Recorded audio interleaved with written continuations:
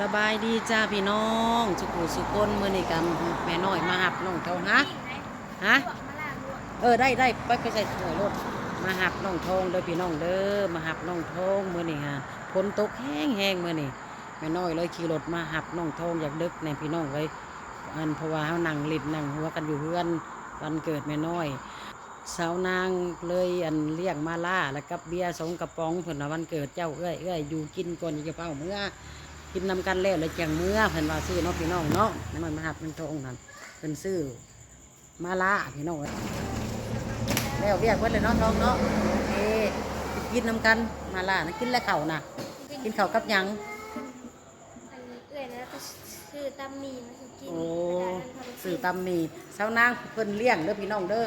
วันเกิดคอยเพิ่นก็เลยว่าอยู่ก่อนอย่าเฝ้าเมื่อเพิ่นว่าเนาะเบิร์ธเดย์ก่อนเพิ่นว่าน้องบอยเอ้ยขอบใจหลายๆเด้อเช้านางเลี้ยงเบียร์แน่แล้วก็เลี้ยงมาลาเลี้ยงวันเกิดก่อนฉลองวันเกิดก่อนเนาะว่าสิซะบอยก็อยากด้วยกันก็อยากผมซื้อมาล่ามาสู่กันกินมาล่าลวกเนาะกินน้ำกันทองเป็นยังไงบอยก็อยากกินนี่แบ่งให้เด็กๆเด้อกินลูกกินใจสาวนางเรียนวันเกิดขอบใจเพิ่นพี่น้องเลยซื้อมาล่าแน่เบียร์แน่คือบอกซื้อขนมมาให้เด็กๆน่ะลืมบอกเนาะหั่นเบียร์นี่หั่นขายเบียร์มีบอกขนม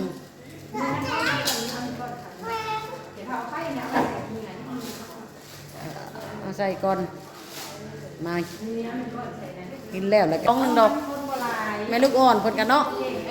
กินเบียร์กับโบเก่งมาได้ดอกกันจิบกันไปพี่น้องหนึ่งบอยเอาไปเล่นมาแล้วนั่นนอนเด็กเนาะพวกคนกันเนาะบอยเอ้ยบอยทุกย่าก่อนมาอยากทุกจ้าก่อนลูกทุกจ้าก่อนมาเล่นทุกย่าก่อนหลักหลาทุกอันเดีบอยอยากนอนง่ายเนาะนี่เนาะบอยอยากนอนบ่ลูกฮะบอยอยากนอนบ่อุ้ยเพิ่นเบิ่งเอ้าเพิ่นเบิ่งอยากนอนบ่เพิ่นอยากเบิ่งเพิ่นเองนางคือบ่เปิดเพิ่นเบิ่งนั่นน่ะไม่ไผน่ะแม่เจ้าบ่กับทองบ่เอ้ยทองเอ้ยทองมวยทั้งหน้าต้องมวยยืนทั้งหน้าเนาะเฮ็ดแก้วว่องทั้งหน้าเนาะอีหล่ะอันนี้ก็ไผนี่มวยเพิ่นว่าเอามวยกินนมเนาะน้องก็จะกินนมอยู่เลยฮะให้น้องแน่มวยกินนมเพิ่นมาล่าเพิ่นซื้อข้างๆเพื่อนเพิ่นเด้อให้เด็กๆเด้ให้เด็กๆแหละนี่น่ะพอแล้วนี่ลูกนี่เขากินข้าวนั่งอยู่ลุมพี่ลูกนี่บอยมานั่งลุมพี่ลูกกินดิกินลูกกิน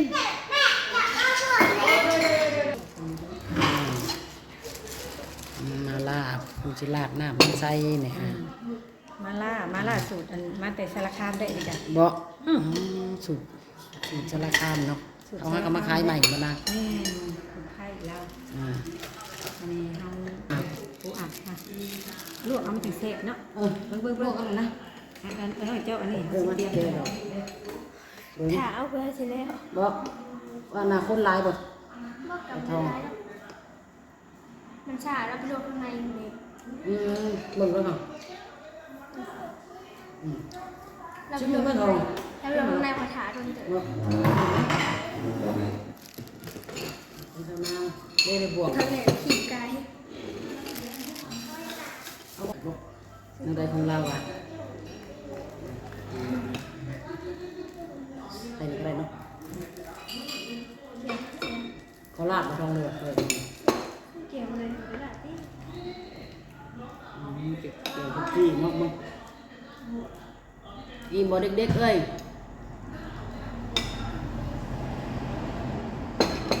เอาชิ้นนี้ไม่ทอง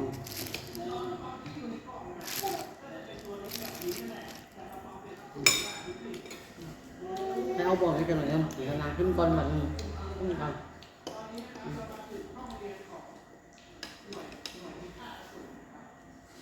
มีสาวนางเพิ่นเลี้ยงพี่น้องตอนเกิดคอยเพิ่นก็เลยเราจะเผาเมื่อเด้อฉลองก่อนแม่น้อยเนาะคนแห้งคุณกับพี่น้องนี่ก็มาขึ้นในโลกเบิ่ง ขาใส่นั่งมาก่อนนะแซ่บไหมเขาเลิกให้เนาะกำลังลวกดอกจิ้มกับตัวนี้นะลวกจิ้มกับนี่ เดี๋ยวจะยังแล้วแต่ฉัน มันก็ไปก่อน มีอันอะไรยังก็ตีนไก่นะ บ่ได้เลยได้ครับ ต้องบอกกินบ่ เพิ่นกินได้บางได้นี่เพิ่นไม่เห็นเรียก เดี๋ยวกลับมา เดี๋ยวกลับมากินน้ำกันอยู่ ของ นะ เฮายังมีอัน ใจละลายเนี่ยบ่กินแฮมยัง ใส่แฮมใส่หยังกินแบบนี้ได้คนกินได้ละ คันกินเบียร์ร้อนๆบ่ได้ครับ เบิดดีเด้อ ใจละลายเด้อเลี้ยงมาล่าเลี้ยง ว่า เบี สิ ยร์ เฮ็ด พี่ พิซ น้อง ซ่าอยู่กับเครื่องพิซซ่าอยู่กลางโทษเด้อกินมาลาดีกว่าในมัน กินมาล่าแล้วตอนนี้มันคือเจ็บท้องชามันเป็นแป้งอ้วน บ่คำมันเป็นทางเว้นนี่สิได้ยินนี่นี่เป็นคนที่เลยค่ะโอ้ยมวยเอ้ยคือบ่กินไก่แม่นี่ลูก อ่านอยู่บ่น้ำทอง สะอาดอยู่ได้แล้วเรียกให้ได้เบิดให้บอกให้จังไปจากติดละลาย อาอยากซ่าเนาะ ลูกเขาดื้อฉันนี่ได้แล้วว่ะเพราะว่าอันคะแนนอันแรกจะไปอันจะผ่าอันนี้ เลือกไปบอกเลือก อันพุ่มน้องให้นี่เด้อบ่เรียกมันเถื่อกันไปเข้าห้องนอกห้องน้ำอาบน้ำอาบในนี่เป็นเด้อค่ะ แค่แซ่บมีหันหักแพงเนาะมันมาเรียงเซนหนึ่ง เขาไปเราขายคลิปนึงคลิปเป็น1,000เด้อมันก็หาคลิปไปติดนี่หาคลิปได้นี่เพราะว่าประเทศเราคลิปนึงขึ้นมามันก็ได้เครื่องของมาคืน ตีเขาเนาะแพงมัน ที่สองส่วนเราก็ถือว่าโอเคเครื่องพิซซ่าเขาอันนี้มีแต่แป้งกับเดียว เนาะนั่นแหละ บ้าบ่ไม่ได้ทำมาคิดอะไรใส่ของเราแต่เขาไม่ต้องใช้น้ำแป้งใช้น้ำซีดเขาบอกว่าไม่ซีดซีดเขาก็หา1,000 บาทถ้าหา1,000 บาทสั่งหาถังมันจะมันยาวไปเลยหลายตัวเย็นเนาะมันก็ได้ยุ่งหักว่าพื้นวะขันชื่อค่ะก็มียุ่ก่อนละพันก่อนละ เอามาขูด 700เอาขูดจะหนาพิซซ่า แม่แต่ว่าเฮามันคนใจเฮาต้องชื่อก้อนใหญ่แล้ว เอาอีกบ่ลูก บอกจะถามกระท่อม ขาหน้าทองแล้วก็มีซิปยัง น้ำ นำ บ่ ด้ ไว้ วย แล้วตัวนี้ เอานี่บ่ไม่บ่ เอาตัวนั้นไปแล้วเพราะว่าจะหน่อยเอาทองเอามา เดี๋ยวทองเราอันนั้นลวกอันนั้นฮอตดอกพี่น้อง แม่นเรากำลังไปเฮ็ดอีกหมอใหญ่เลยตัวนี้ อย่างเรากินหลอดละ เอาน้ำซุปตัวนี้ ไม่ได้ลูกยังไว้ไปกินไปลูกไปผมแซ่บพี่น้องเลย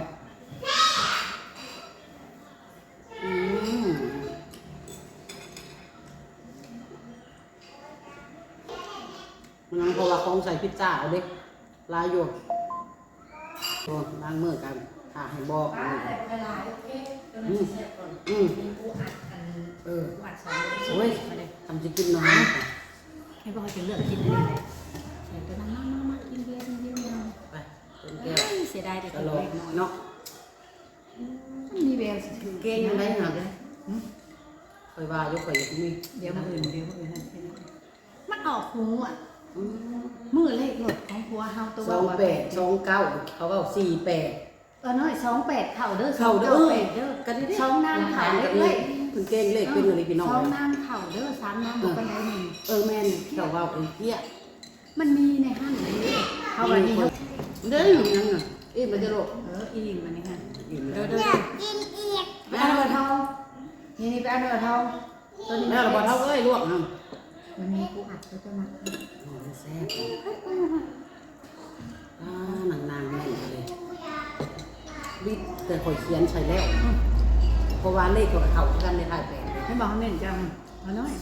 48จะทำ18เขาได้ร้ายอยู่นางได้30-40พัน28เลย เป็นบ่อนี่เจ้านี่แปดมันจะออกมาเดี๋ยว28กับเขา29กับเขา0848 เขาเล่น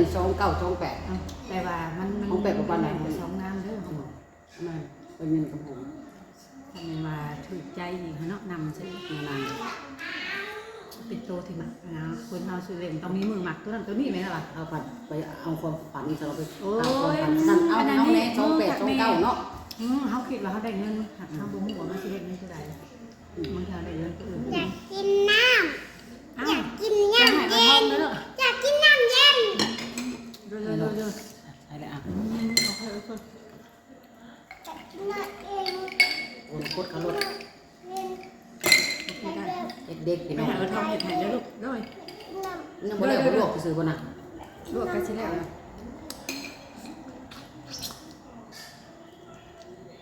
มันผู้อัดมันถึงได้เลือดเพิ่นอันนั้นเจ้าเนี่ยห่อพดแล้ว อืม เพื่อไป พอเสร็จแล้วไปนะ มึงปีใหม่นะกินอะไรเอามาแค่นั้น เบียร์เราขนาด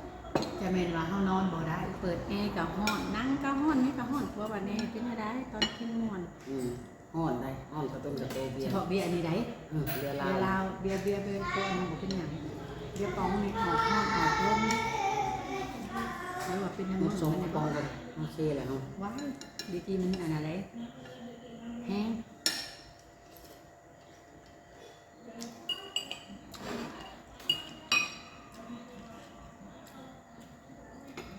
วางกันว่ะน้ำหนัก นังกล้วยหรือนัง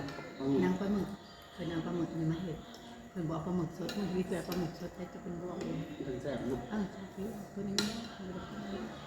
แซ่บปันแซ่น้ำยาเนี่ย อยู่ห่านป้าประเภทนี้ค่ะ เราก็ขายบ่ อันบอกประเภทคนที่อยากแบบนี้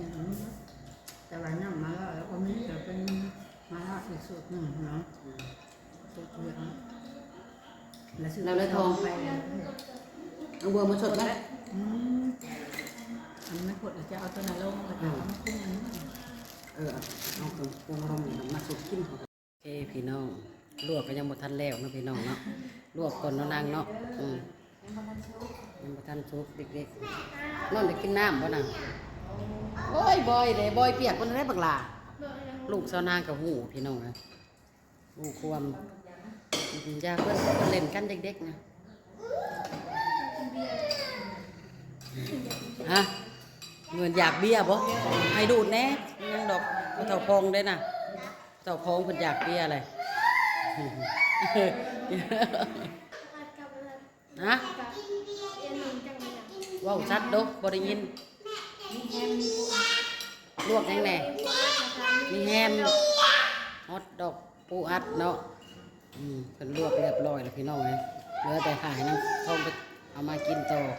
โอเคค่ะพี่น้องคลิปนี้แม่น้อยก็ขอบใจสาวนางหลายๆแล้วก็สิได้ลาไปก่อนเนาะขอบใจนางเอ้ยให้ร่ำให้รวยหังมีเด้อถึกเลขถึกเบอร์น้อยน้องมวยเก่งกะลีวายสบายดีอีกเก่งลูกลาไปก่อนจ้าคลิปนี้พี่น้อง